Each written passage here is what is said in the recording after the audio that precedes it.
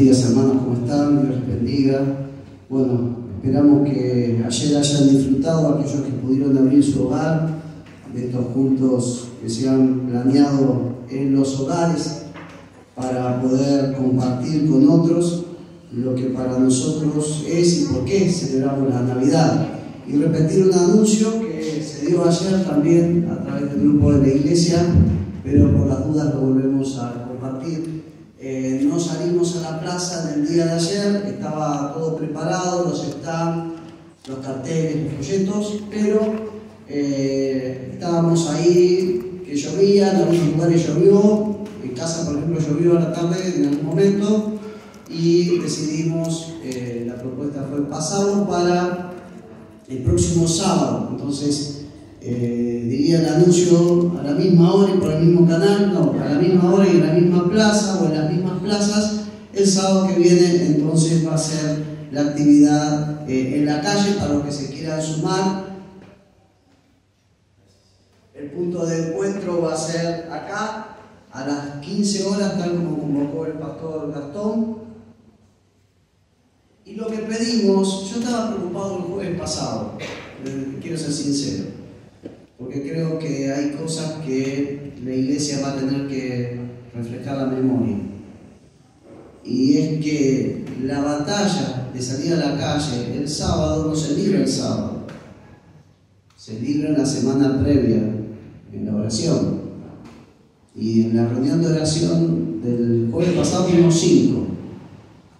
Creo que desde que yo estoy batimos el récord negativo de menos personas. Entonces yo estaba muy preocupado porque digo, si con esta potencia de oración vamos a la calle, con esta potencia de oración pisamos campo enemigo, iba a ser peligroso. Así que tenemos la oportunidad este jueves, si vaya usted o no a la plaza el sábado, de venir a orar por la actividad de la plaza.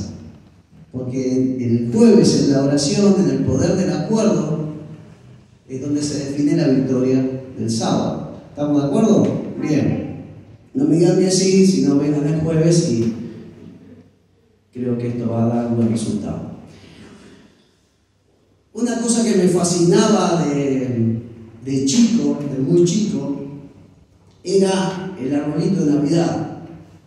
Y si había algo que realmente podía estar horas mirándolo, era una parte del arbolito de Navidad que ustedes están observando ahí, que eran las luces. Especialmente cuando después se apagaban las luces de la casa y quedaba solamente la del árbol de Navidad, que se prendían y se apagaban, ¿no? Esa intermitencia en distintos lugares del árbol, distintos colores, me podía llegar a llevar mucho tiempo admirándolo y estando contento de lo que estaba mirando, ¿no? Más allá de que era tiempo de Navidad con todo lo que rodeaba. Pero ustedes saben que todo lo contrario, así como a mí me encantaba la intermitencia de estas lucecitas, a nuestro Dios no le gusta para nada nuestra intermitencia. Cuando hablo de nuestra intermitencia, estoy hablando de nuestra intermitencia en nuestra fidelidad a Dios, nuestra intermitencia en nuestra obediencia a Él, nuestra intermitencia en nuestro testimonio. ¿A qué me refiero? Si ustedes van al diccionario, aunque no hace falta, pero por las dudas les comparto y buscan la palabra intermitente, van a darse cuenta que intermitente es algo que tiende a interrumpirse, que se interrumpe, o sea, que comienza y se corta y luego prosigue y vuelve a cortarse. Eso es algo intermitente. Y cuando hablo de intermitencia en la vida de un hijo de Dios, me estoy refiriendo a un estilo de vida en el que podemos caer, en el cual hoy puedo dar testimonio que soy hijo de Dios por mi manera de hablar, por mi manera de actuar, por mi ética laboral, por mi ética en mi vida de estudios, pero mañana no estoy tan seguro. Intermitencia es que ahora en este momento parezco un hijo de Dios, pero dentro de un rato no lo sé. Intermitencia es que en condiciones normales, cuando la vida no me presenta grandes problemas, actúo, hablo y parezco un hijo de Dios. Pero cuando la situación cambia y se torna difícil, no estoy tan seguro de actuar, hablar o comportarme como un hijo de Dios. La intermitencia en el cristiano hace que hoy lea la Biblia, mañana vamos a ver. La intermitencia es que hoy me congrego, la semana que viene vamos a ver cómo pinta de claro. Pero si hubo algo de la iglesia cristiana primitiva, aparte del poder del Espíritu, que la hizo poderosa, que la hizo relevante en la sociedad, de tal manera que, y esto me saco el traje de pastor, me pongo el traje de profesor de historia y les digo que una de las causas históricamente comprobadas que hizo caer el Imperio Romano fue el cristianismo. Socavó las bases espirituales y religiosas de un imperio completamente politeísta y pagano, de tal manera que aún historiadores no cristianos pueden ver el cristianismo como una de las razones de la decadencia del Imperio Romano. Fue una iglesia relevante, una iglesia que se hacía notar, una iglesia que impactaba a la sociedad. Esa iglesia tenía como rasgo principal la perseverancia, entre otras cosas. Fíjense lo que dice Hechos 1:14. Todos estos perseveraban unánimes en oración y ruego con las mujeres y con María, la madre de Jesús, y con sus hermanos. Hechos 2:42. Y perseveraba en la doctrina de los apóstoles, en la comunión unos con otros, en el partimiento del pan y en las oraciones. Hechos 2:46. Perseveraban unánimes cada día en el templo y partiendo el pan en las casas, comían juntos con alegría y sencillez de corazón. Una iglesia que perseveraba en lo que hacía y en lo que era. Era una iglesia que impactó el mundo en el que vivió. Ahora, el problema que tenemos con nuestra fidelidad a Dios es cuando creo que la medimos en cantidad y decimos o hacemos este cálculo. Bueno, yo le fui fiel al Señor durante tantos años en mi vida que si no le soy tan fiel en los próximos minutos, la cuenta, el promedio va a estar a mi favor, ¿no? Porque fui más fiel de lo que fui no fiel. Y creo que la cosa no pasa por ahí en el cálculo de la fidelidad a Dios. Quiero decirte en esta mañana que nuestra fidelidad al Señor se mide en cantidad y en calidad. Y cuando digo que se mide también en calidad, es porque si hay algo que encuentro en la Biblia de tapa a tapa, es que hay distintos personajes de ella. Puede ser un José, puede ser un Esteban, pasando por un profeta Jeremías, o aún el profeta Daniel, que vamos a tratar de mirar un ratito en estos momentos, en el que cada uno de estos personajes, aunque no se dieron cuenta, fueron fieles a Dios en momentos claves y críticos de sus vidas. Y por ser fieles a Dios en esos momentos, esa fidelidad marcó un antes y un después en sus vidas como hijos de Dios. Quizás no estaban al tanto de lo que estaban viviendo, Dios sí. Y esa fidelidad a Dios en ese momento clave determinó para ellos un cambio rotundo en sus vidas. Y uno de esos momentos claves, por ejemplo, en la vida de Daniel, si ustedes me quieren acompañar, ustedes lo tienen en el capítulo 6 de Daniel. Daniel es uno de los pocos personajes bíblicos que vivió bajo dos imperios distintos. Ustedes lo conocen, los acordarán, que allá por el 597 a.C., más o menos en la primera caída de Jerusalén, cuando los babilonios se llevan a la crema de la nobleza judía, muy probablemente se llevan a varios jóvenes, entre ellos a Daniel. Entonces Daniel empezó sirviendo bajo el imperio de los babilonios, pero cayeron los babilónicos, surge el imperio medo-persa y él sigue en la corte, sigue en el poder afectando a esa clase dirigente.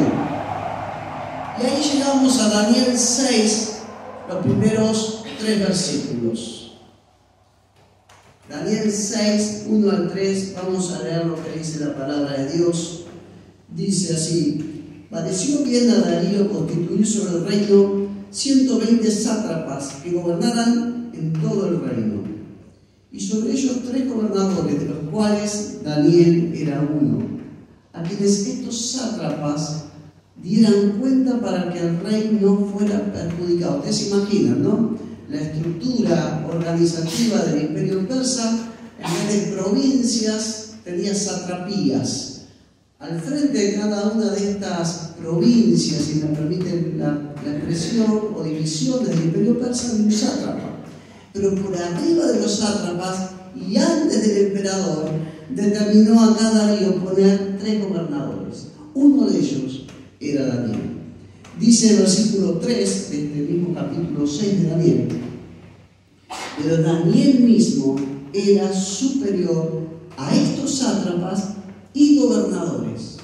O sea, era alguien que se destacaba por sobre todos los gobernantes, sátrapas, y por sobre los que estaban por arriba de los sátrapas.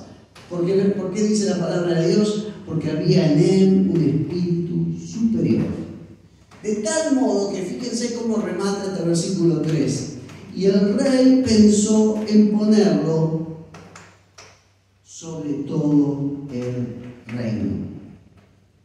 Lo que uno saca como conclusión, pensando en la vida de Daniel, pensando en lo que dicen estos 3 versículos y el lugar que estaba por ocupar en el imperio persa, y mirando los 5 capítulos anteriores, en los que uno ve la fidelidad de Daniel, los principios de Daniel, el temor de Dios de Daniel, la conclusión que uno puede sacar es que cuando un hijo de Dios es obediente a Dios, es temeroso de Dios, Dios se va a encargar de alguna manera de hacerle una persona útil, idónea, capaz, pero sobre todas las cosas, alguien relevante.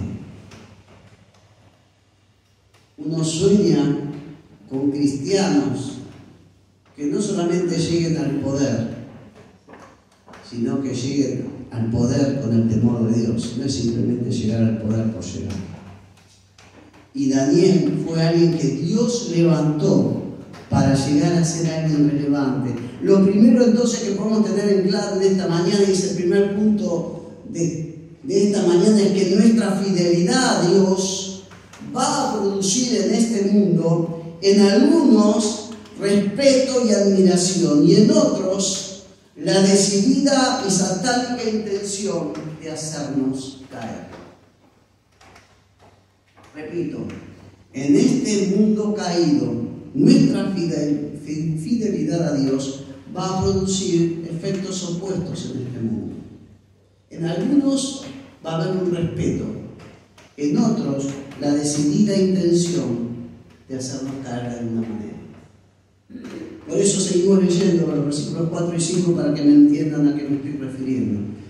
Dice ahí que los gobernadores, estoy leyendo Daniel 6:4, los gobernadores y sátrapas buscaron ocasión para acusar a Daniel en lo relacionado con el reino, pero no podían hallar motivo alguno o falta, porque él era fiel y ningún error ni falta hallaron en él. En otra versión, en vez de la palabra ocasión, aparece la palabra motivo. No encontraron, por más que buscaron y se esforzaron, un motivo para acusarlo a Daniel de algo ante el emperador. Y para algunos comentaristas, esta palabrita motivo da pie a pensar de por qué no probaron con tratar de alguna manera sobornar, o como llamamos nosotros, coimear, o ver de encontrarle algo a Daniel por lo cual él pudiera acceder a algo que no fuera legal o justo, y no pudieron. ¿Qué hicieron entonces frente a la fidelidad e integridad de Daniel? Y algunos podrían llegar a decir, bueno, le pidieron disculpas por haberlo intentado tentar en corrupción, pero no fue el caso. Podemos pensar que quizá le pidieron que le pudiera enseñar cómo ser un dirigente con principios. Tampoco lo felicitaron. Es más, les aclaro algo, que si usted por ser fiel y justo recibe felicitación por parte de este mundo, más que estar en este mundo, no se den cuenta que usted ya está en la patria celestial, porque no va a recibir mucha felicitación por su justicia o incorrupción en este mundo caído. Y Daniel la tenía. Dice entonces Daniel 6:5 que comienza a gestarse algo contra Daniel, algo turbio, algo dominado por la mentira. ¿Por qué? Porque dice la palabra de Dios: entonces dijeron aquellos hombres, no hallaremos contra este Daniel motivo alguno para acusarlo, si no lo hallamos contra él en relación con la ley de su Dios. Ahí estaba la clave. Estas personas, y yo creo que satánicamente inspiradas, fueron bastante inteligentes en darse cuenta en algo. Daniel teme a Dios, es temeroso de la ley de Dios. Tenemos que ver algo que la ley del imperio persa vaya a contramano de esa ley de Dios, y ahí vamos a engancharlo a Daniel en alguna falta. Y pensando en esto, fíjense que los demás líderes se van a acercar al emperador con una propuesta muy seductora. Esa propuesta ustedes la tienen en los versículos 6 y 7. Dice la palabra de Dios: entonces estos gobernadores y sátrapas se juntaron delante del rey y le dijeron: Rey Darío, para siempre vive. Todos los gobernadores del reino, ahí ya estaban mintiendo. Esa primera frase ya es mentira. Y se van a dar cuenta por qué. Todos los gobernadores del reino, porque Daniel era gobernador. Todos los gobernadores del reino, magistrados, sátrapas, príncipes y capitanes, han acordado por consejo que promulgues un edicto real y lo confirmes, ordenando que cualquiera que en el espacio de 30 días demande petición de cualquier dios u hombre fuera de ti, rey, sea echado al foso de los leones. Mentira, porque Daniel no lo consultaron acerca de esto, y él era uno de los gobernadores. Y acá dice todos, estuvimos de acuerdo. Pero esto nos lleva al segundo punto en esta mañana, que es que frente a nuestra fidelidad a Dios, como se los acabo de decir hace un rato, Satanás nos va a ofrecer ¿qué cosa? Pequeñas pausas de desobediencia e infidelidad a Dios. Intermitencia, si me permiten el lenguaje de este mensaje. El edicto propuesto al emperador lo tienen ahí en la parte final del versículo 7, que decía: durante 30 días nadie dirija una súplica a ningún dios ni hombre, sino solo a su majestad. El que no obedezca sea arrojado al foso de los leones. Es decir, la orden real sería que durante 30 días nadie le podía pedir nada a otra persona, especialmente gobernante, ni ocurrirse de pedirle a su Dios, quien sea que fuera su Dios, a que no sea el mismo rey al cual tienen que pedir. Ahora, fíjense qué llamativo. Darío tenía todo el poder. Ustedes saben que la frase esta que se usa aplicada a Jesús, Rey de Reyes, viene del contexto persa. ¿Sí? Darío era uno de los reyes de reyes. Y él tenía todo el poder. Ahora, teniendo todo el poder, ¿por qué no hizo un edicto eterno? ¿Por qué no dijo, de ahora en más, nadie puede pedirle nada a otro Dios ni a otro gobernante que no sea mi propia persona? ¿Por qué no lo hizo? ¿Por qué esta sutileza de los 30 días? Eso es lo que a mí me suena sospechoso. Porque fíjense que el versículo 7 dice en su parte final: dirigir una súplica a ningún dios ni hombre, sino solo a su Dios. Lo sutilmente satánico de la propuesta y de la prueba que se venía a la fidelidad a Daniel fue la temporalidad. Como si alguien le diría: bueno, Daniel, no lo tomes tan a la tremenda, solo es por 30 días, baja un cambio en tu vida espiritual. Durante 30 días nomás, no ores, baja tus pretensiones, seguí orando, seguí sirviendo al Señor, seguí leyendo, pero no le pidas nada, no ores. No seas tan fanático. Cuando Daniel no cede ante este edicto, y ofrece una fidelidad que yo llamo 7 por 24, o sea, de los 7 días de la semana a las 24 horas del día. En lugar de intermitencia en su obediencia a Dios, preste atención a las palabras con las cuales, con tristeza, el rey le reprocha a Daniel su intransigencia. Daniel 6:16 dice: el Dios tuyo, a quien tú continuamente sirves, Él te libre. Y fui al texto donde en la Biblia hebrea y aparece la palabra que al español se traduce de continuo o continuamente. Es interesante. Le reprocha a Daniel su fidelidad 7 por 24. Ese Dios al que vos siempre estás obedeciendo, siempre estás siendo fiel, Él te tiene que librar. Y no contento con esto, ustedes saben que la historia sigue, lo arrojan al foso de los leones a Daniel, perdón. Pasa la noche, el rey no come en esa noche, se siente mal, se siente angustiado porque apreciaba a Daniel. Va a la otra mañana, se asoma al foso y fíjense lo que le dice el versículo 20. Daniel, siervo del Dios viviente, el Dios tuyo, y repite, a quien tú continuamente sirves.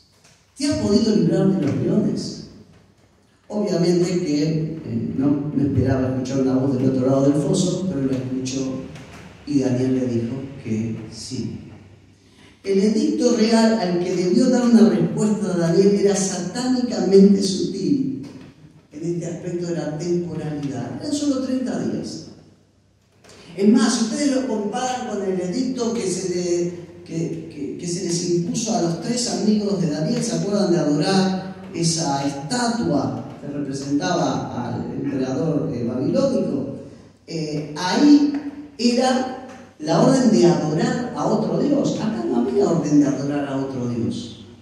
Acá había la orden de no orar a tu Dios. O sea que era un poco más leve, alguien podría decir. No era una invitación a la idolatría, era una invitación a la tibieza espiritual. Pero lo que más nos interesa en esta mañana es poder entender cómo fue que Daniel pudo presentar esta fidelidad de calidad a Dios en lugar de intermitencia. Daniel no fue como las lucecitas del árbol que yo le hablaba en un comienzo, que hoy están encendidas, pero dentro de un rato se apagan. Mi testimonio es bárbaro, mañana, no sé, hoy de vuelta estoy con todas las pilas, a fin de semana no lo aseguro. Daniel tenía siempre la luz encendida de su testimonio. ¿Cómo lo logró? Y yo creo que la pista para entender el secreto espiritual de Daniel, para poder apropiarnos nosotros también de esa fidelidad 7 por 24, nos la da otro libro de la Biblia, junto con el mismo libro de Daniel. Ustedes recuerdan que en Hebreos 11 está lo que llaman algunos la galería de los héroes de la fe. Toda una serie de hombres y mujeres que tienen en común, o tuvieron en común algo que hicieron, una decisión que tomaron, una obra que llevaron a cabo por fe. Y ustedes llegan a Hebreos 11, 32 y 33 y dice ahí la palabra de Dios, Hebreos 11, 32 y 33. ¿Y qué más puedo decir? Tiempo me faltaría para hablar de Gedeón, de Barak, de Sansón, de Jefté, de David, así como de Samuel y de los profetas. Versículo 3. ¿Qué pasó con estos profetas? Que por la fe algunos de ellos conquistaron reinos. Puede ser el caso de David. Impartieron justicia. Puede ser el caso de los jueces. Alcanzaron promesas. Puede ser alguno de los profetas. Pero hay algunos que no le erra indiscutiblemente Daniel. Algunos taparon boca de leones por medio de la fe. Entonces, cuando al otro día de haber arrojado ese foso, el rey se asoma y ve que justamente Daniel está vivo, fíjense la respuesta que el propio Daniel le da desde adentro del foso. Daniel 6, 21 y 22 dice, volviendo al mismo capítulo 6 de Daniel: entonces Daniel respondió al rey: oh rey, viva para siempre. Mi Dios envió su ángel que cerró la boca de los leones y no me han hecho daño alguno, porque fui, escuchen bien las palabras de Daniel, fui hallado inocente. ¿Ante quién? Ante Dios, ante Él, que era lo que más le preocupaba a Daniel. Y después agrega: y tampoco ante usted, oh rey, he cometido crimen alguno. No usa la misma expresión, porque esto no es así en el texto original. No es que le dijo, porque fui inocente ante Dios y fui inocente. No, fui inocente ante Dios, que era lo que más me preocupaba. Y a usted no le dice nada malo, le dice. Ahora, esto me lleva a mí a la clave de la fidelidad, 7:24, y es el tercer punto de este mensaje de Daniel, es que la clave fue justamente su fe en Dios. Daniel pudo manifestar una fidelidad constante al Señor en lugar de intermitencia por su fe en Dios. ¿Por qué? En primer lugar, porque fue una fe en Dios que lo llevó a responder con oración al desafío planteado. Volvemos atrás a Daniel 6:10. Fíjense lo que hace Daniel cuando se entera del edicto. Cuando Daniel supo que había sido firmado el documento, entró en su casa. En su aposento superior tenía ventanas abiertas en dirección a Jerusalén. Y porque solía hacerlo antes, qué importante esta frase, porque solía hacerlo antes, otra versión dice, como era su costumbre, continuó arrodillándose 3 veces al día, orando y dando gracias delante de su Dios. Daniel era un hombre de fe, porque un hombre o una mujer de fe se van a caracterizar porque su reacción frente a los desafíos y a los problemas es inicialmente en oración. A veces tendemos a reaccionar inicialmente quejándonos, preocupándonos, angustiándonos, hablando con todo el mundo, menos con Dios. Daniel era un hombre de fe y la reacción, el instinto espiritual de Daniel fue: ante el peligro, voy a orar a Dios. Y por eso Daniel tuvo para mí esta fidelidad. Otra prueba de la fe en Dios es también que lo llevó a Daniel a temer más a Dios que al emperador mismo. Volvemos a las palabras que yo les dije recién de Daniel 6:22. No me ha hecho daño ningún león, dice ese versículo 22, porque fui hallado inocente ante él. Y era lo que más me preocupaba, podría agregar a mí. Un hombre de fe, a lo que le teme, una mujer de fe, a lo que realmente le tiene temores a Dios. Debajo de Dios, no. Yo procuré, dice Daniel, ser inocente ante Dios. Eso es lo que más me preocupaba. A lo que usted me hiciera, no lo agregó, pero podría haberlo dicho, me tenía sin cuidado. Mientras yo a Dios lo agrade, está todo bien. Porque si aún ustedes miran el comienzo del libro de Daniel, se van a dar cuenta, porque Daniel lo dice más de una vez, que si él había llegado a algo en las cortes del imperio babilónico y del imperio persa, era por Dios. No había en él algo especial, sino la gracia de Dios, el poder de Dios y la comunión con Dios. De tal manera que él sabía que si él se cortaba esa comunión con Dios, él no valía 5 pesos. Y le aclaro, ninguno de nosotros vale 5 pesos si no es en comunión con Dios. No es que aparte de Dios, y bueno, uno tiene sus méritos y sus... No, espiritualmente, nuestro poder, nuestra esperanza, nuestra nuestra victoria es en Dios. Por eso Daniel pudo tapar boca de leones, por eso Daniel pudo tener una fidelidad a prueba de balas, una fidelidad 7x24, porque él entendió que al único que debía tener, con el único que tenía que tratar de seguir estando en amistad y en comunión era con Dios. Cuando termina la historia, ustedes van a los versículos 25 al 27 y se dan cuenta cómo se da vuelta la situación en el imperio persa. Porque el rey Darío, dice ahí en el versículo 25 de Daniel 6, escribió otro edicto. Parece que mandaba muchos edictos. Y este edicto dice que abunde su paz, parte final del versículo 25, versículo 26. De parte mía se proclama un decreto de que en todo el dominio de mi reino todos teman y tiemblen delante del Dios de Daniel, como si se pudiera hacer por edicto. Pero bueno, la intención la tuvo.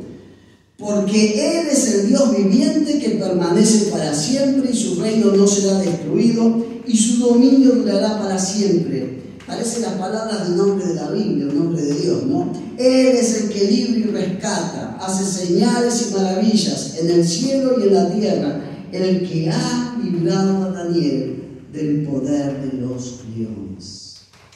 Cuando empezamos el relato, estábamos en un imperio en el que había uno solo que le temía a Dios y el resto tratándolo de hacer caer. Cuando termina el relato, el monarca de ese imperio decreta de que igual de que alguien no le tema a Dios a lo largo y a lo ancho de su imperio. ¿Por qué les digo esto? Porque uno se preocupa cuando ve falta de temor de Dios en nuestro país, en todos los ámbitos, en los compañeros de trabajo de uno, en la política, en los medios de comunicación, no le digo nada. Y me quedé pensando si esta falta de temor de Dios en nuestro país no nos tendrá a nosotros de principales responsables por no haber manifestado más temor de Dios en nuestras propias vidas. ¿Por qué lo digo? Por esto que acabo de leer en Daniel. Porque del temor de Dios de uno que estuvo dispuesto a ir al foso de los leones, luego termina el temor de Dios llegando o queriendo llegar al resto del imperio.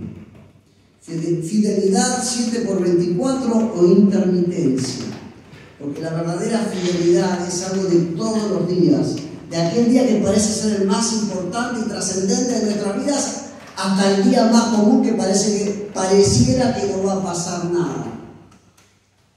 Porque fidelidad es siempre, es 7x24, los 7 días de la semana, los 24 días, las 24 horas del día. En estos días los cristianos vamos a estar celebrando Navidad. Ayer pasé por un negocio que tenía un cartelito que decía: los pesebres no están a la venta. Y había todos los tipos de pesebres que ustedes quisieran, de todos los tamaños, todos los modelos, todos los muñequitos habidos y por haber. Y la gente arma sus pesebres, arma sus árboles, pero después se preocupa más por lo que va a comer, lo que va a tomar y cómo va a quedar después de comer y tomar todo lo que va a comer y todo lo que va a tomar. Nosotros los cristianos celebramos Navidad no solamente por lo que pasó en Belén hace más de 2000 años, sino porque aquel que nació en Belén después fue alguien obediente a Dios en el desierto para resistir las tentaciones de Satanás, porque le proponía otros caminos que no sean la cruz. Y además porque fue alguien que fue obediente hasta la muerte y muerte de cruz. Nosotros seguimos a alguien que dijo que iba a hacer algo y fue fiel en todo el proceso hasta cumplirlo. Y ese alguien que fue obediente hasta la muerte y muerte de cruz es el que escribe esta carta, que una partecita de ella está en Apocalipsis 2, 8 al 10.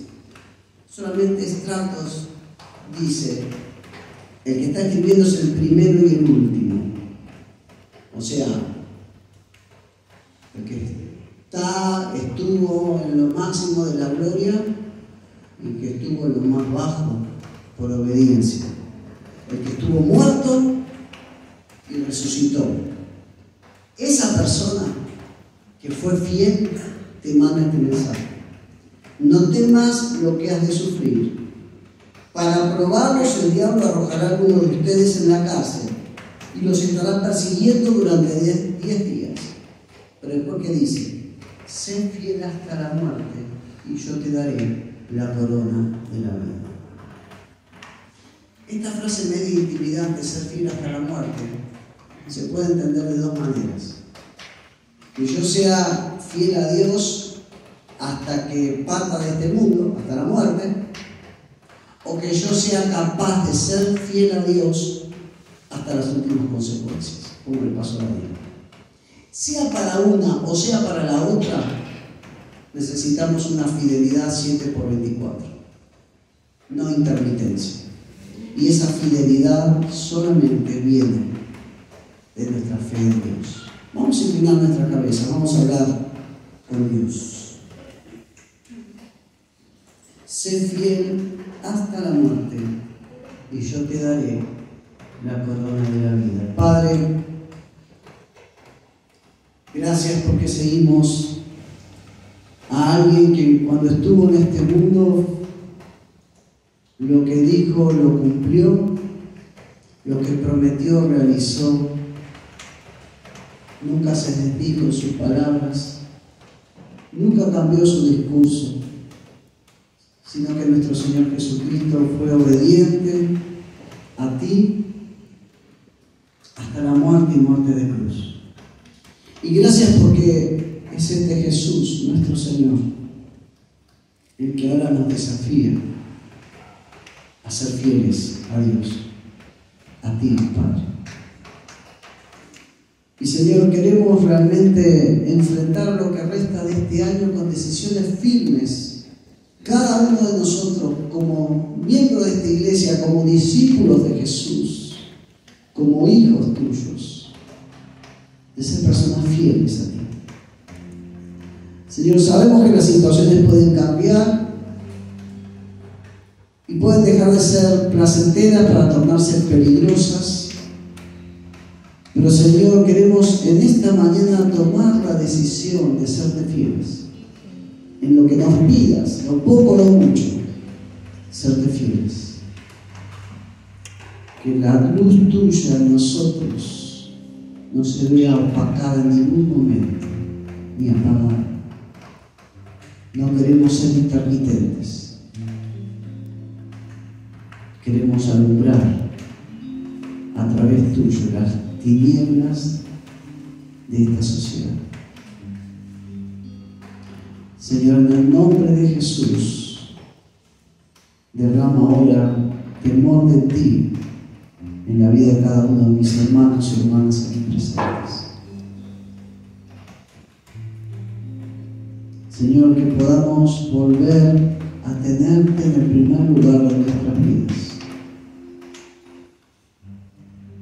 Y que la obediencia a ti sea lo que más nos preocupe. El agradarte a ti sea lo que más nos ocupe, Señor. Oh Dios, gracias. Gracias porque a través de tu Espíritu tú puedes renovarnos en ti y aumentar nuestra fe, Señor. En el nombre de Jesús te lo estamos pidiendo. Os invito a estar un momento más con su cabeza inclinada y sus ojos cerrados, comprometiéndose cada uno con el Señor, si así lo desea, a una fidelidad real con Él. Pero si hay alguien de esta mañana que quizás nunca ha tomado una decisión por Dios, esa decisión de fe, de invitarlo a entrar en nuestra vida para limpiar nuestros pecados y para realmente transformarnos en una nueva persona.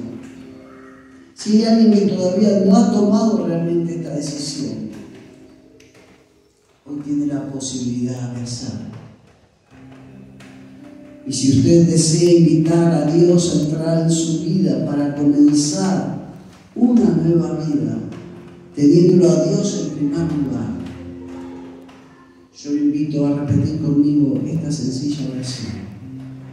La oración lo va a llevar a usted a reconocer delante de Dios como lo hemos hecho cada uno de nosotros, nuestros pecados, pero que al mismo tiempo esta oración nos lleve a confesar que Jesús es Dios.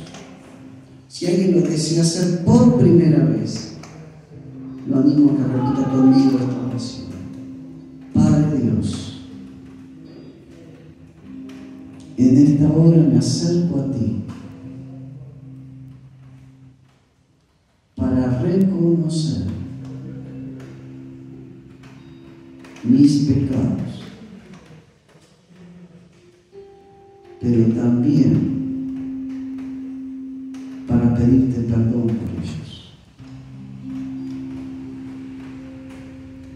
Querido Dios,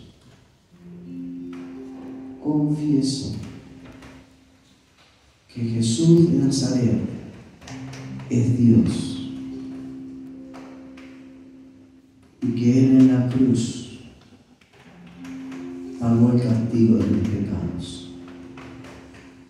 Confieso también que creo que Él venció la muerte y hoy está sentado a tu diestra, Padre, y te doy gracias por ello y te bendigo. Gracias por perdonarme, gracias por hacerme tu hijo, porque lo pido en el nombre de Jesús. Amén. Un instante más con sus cabezas inclinadas y sus ojos cerrados. Y si hay alguien que por primera vez ha hecho esta oración, yo quiero animarlo o animarte a que puedas levantar tu mano ahí donde estás sentado o sentada. Si realmente hiciste esta oración, Dios te bendiga. Dios te bendiga. Pueden bajar sus manos. Es una oración entre usted y el Señor que va a cambiar su presente y su futuro. Padre Dios, ahora en el nombre de Jesús, bendice a estos nuevos hijos tuyos. Entra por medio de tu Espíritu Santo a sus vidas y dales esa certeza interior que viene de ti, de saber de que ya son hijos tuyos.